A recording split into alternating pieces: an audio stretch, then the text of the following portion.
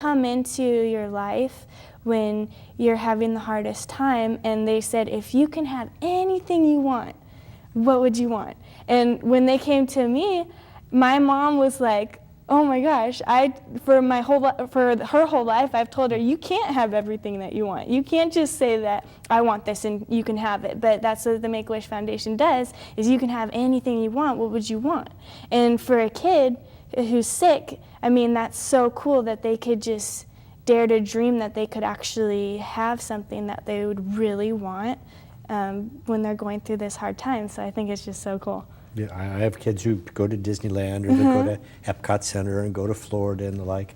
Well, your moments in time, let's get back to that. So can you tell me maybe about another child and how they thought about their moment in time and how you gathered up resources? Because you obviously had your pretty big moment in time.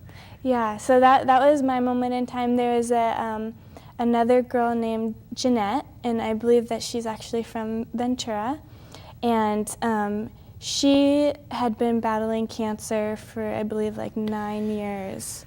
And she to the prom, and to go to the prom because she was very sick. We had one of the ladies, Teresa Borgatello, owned Bellezza Vita Spa and Salon in Summerland, and her daughters decided that they wanted to have Jeanette come to their spa and have Jeanette and one of her best friends come to the spa, have a full spa day where they got to have facials and massages, and they got their nails done, they got their makeup done, and her daughters went to Bishop Diego High School in Santa Barbara, and her daughters went to the principal to see if they could invite Jeanette to come to their winter formal as their guest. And the principal said absolutely, and so they had it all set up where she was going to be able to come as their guest to the winter formal so she can go to the dance. And so the spa day was kind of like a get-together so that the girls could meet each other, and it was so wonderful. I was there that day, and Jeanette was just in heaven. She was just so happy. And so that was really cool. And then another one of our donors wanted to get her a dress for the dance. So we went to Betsy Johnson, and she got to pick out a dress, and she picked out the most beautiful dress, and she said that day that she felt like such a princess, and she had so much fun. And so we had this all set up for her, but unfortunately she didn't end up making it. She passed away. And so that was very difficult, but for that day she said she felt like a princess, and she had so much fun, and just to be able to take her out of everything that was going on and let her come and be pampered and have all the attention on her, and she looked absolutely beautiful. And I remember her auntie was saying, she was saying, Jeanette, are you sure you want to go get your dress now? Are you tired? And she's like, no, I want to go pick it out. So she was super excited, and they had one dress left in her size. And so her auntie decided after she had passed away that she loved the dress, and she was so excited that they wanted that dress to be the one that she'd be wearing when she's in heaven. So that was one of the moments. And another one of our kids, Trent, was another. He was absolutely amazing, and he's one of my most favorite people ever. I'd go to the hospital, and I'd hear him when I'd be walking down the hall to go find his room. I'd hear him singing like Journey at the top of his lungs in his hospital room with the nurses, and him and his dad Jeff would always be playing pranks on the nurses, and they were going through a really rough time too, and we were able to get them tickets to go see the cage fights at Earl Warren, and they were all into it. And so that was another cool thing that we were able to set up for them and get them out of the hospital for a little bit to go have some fun together. So, well, you started talking a little bit about the other part, and that's the part, as we try and bring attention to the Teddy Bear Cancer Foundation, is we get so much more out of it even than the kids. Yeah. And so now that you're on that side, how do you let people know that giving our address and talking to a principal, and that's really part of how we mature as people and grow as. How do you explain that to people? You know, obviously you have me crying in my daytime here, so.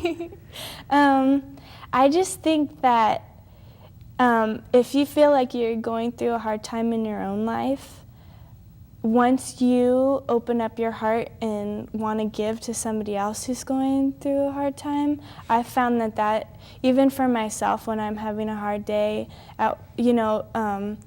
even like when I was taking tests at school or feeling overwhelmed or, home life or anything, if you feel like you're having a hard time, once you open yourself up to giving to somebody else who's might be going through way worse time than you think that you're going through, and you see the expression on their face, you see how you're actually, for that moment, changing their life, I think that is probably, you get more out of it than even the kid gets out of it, or whoever you're helping, whether it be helping kids with cancer or anything really, helping anybody. I just feel like it helps you grow as a person, and it helps you feel like your life is worthwhile. So. I know you guys have support groups. Mm-hmm. They're meeting here, and we have support groups now down here in Ventura? Yes, we have support groups for children with cancer and family and parents with cancer in Ventura now. We just expanded to Ventura, and it's held at the Boys and Girls Club, I believe on Johnson Road. So make sure people know how to. Yeah, once a month. And what kind of things go on at the groups? Have you been to those groups yourself? I've never been to the Ventura one, but I have gone to the ones in Santa Barbara, and we just started the Ventura ones, and the support. I know the Ventura support groups. Well, both of the support groups, we always have a social worker there, and it would be the social worker that I think that the patients are familiar with, that they work with all the time. And for the kids, we also have art therapy, so the kids can do artwork, and we try to have different doctors coming in. I think Dr. Bracho came last time and talked to the parents, and we have the parents in one room for question and answering with the doctors and just talking with each other about questions they might have, and then the kids go into another room and they can talk or not talk and just do art therapy or play games and stuff like that. So the other is just the impact on your own family. Do you have any brothers or sisters yourself? I do. I have a younger brother, Josh, and he's 19. So, and how did he do through this? That's kind of a hard topic for me because people don't realize, but when I was going through my chemo, and when other families are going through their chemo, what happens is, like you were saying earlier, all the attention is on that person. That's the sick child, the one that's going to the hospital constantly. You never know when you have to go in. There's all these different factors, and even with the community pulling together, I know that at school, he'd be at school, and he had told me later on that he felt like he kind of lost his identity because everyone would say, how's your sister, how's your sister, how's your sister? Yeah. So he actually ended up switching schools to a school where nobody knew me, so that, he can have his own identity. He's one of my heroes. He is such a great kid, and I know that he had said I wish that it was. Well, he was saying that he wishes that it was him rather than me, and that makes me tear up too, because I can't imagine being a sibling watching him go through it, and he had to watch me go through it, and so it definitely does affect the siblings, and I've seen it with other families that we work with. It affects the siblings because, especially if they're younger, they don't understand why they don't get a lot of attention anymore. They don't understand, and I've heard a little kid say, I want to be sick, I want to get toys and stuff like that, and they don't really understand what they're saying, but I know that it definitely does affect. And Becca, thank you so much for sharing your story and the resources that we have now.